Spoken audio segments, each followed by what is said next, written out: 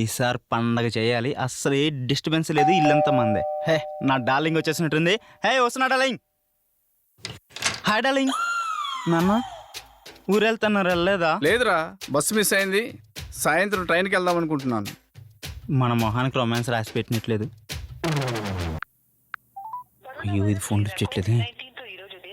Lift చేయి, lift చేయి, lift చేయి, లిఫ్ట్ చేయి. అయ్యో బాబు, ఇది వచ్చేసినట్లుంది. హాయ్ రా బంగారం. బాబు ఆగవి ప్లీజ్, ఆగవి ఆగవి, నేను చెప్పేది ప్లీజ్. ఆగవి ఆగవి ఆగవి ప్లీజ్, నీకన్నమాట. దొరికిపోయాను రా బాబు. ఎవరు? మా నాన్న. అవునా? ఓకే బాయ్, మళ్ళీ కలుస్తాను. ఇప్పుడు యమధర్మరాజు ఏమంటాడు? నాన్న తను ఏంట్రా ఎదవా, నేను ఇంట్లో లేనప్పుడు ఇలాంటి ఆదేశాలు ఇస్తున్నావా? నాన్న తను నీ కాబోయే కోడలు. ఛీ, నీ జీవితానికి ఒక్క రూపాయి కూడా సంపాదించలేవు. నీ ముఖానికి ఒక లవ్వా? కన్న కొడుకు ప్రేమను అర్థం చేసుకోలేని తండ్రి ఒక తండ్రేనా? ఇలాంటి ఇంట్లో నేను ఉండను. ఏరా, బెదిరిస్తున్నావా? ఇంకొక క్షణం నా కళ్ళ ముందుంటే నేనే గెంటేస్తాను. Get out. పోతాలే. నాకేం ఫ్రెండ్స్ లేరు అనుకున్నారా ఏంటి? చాలా మంది ఉన్నారు.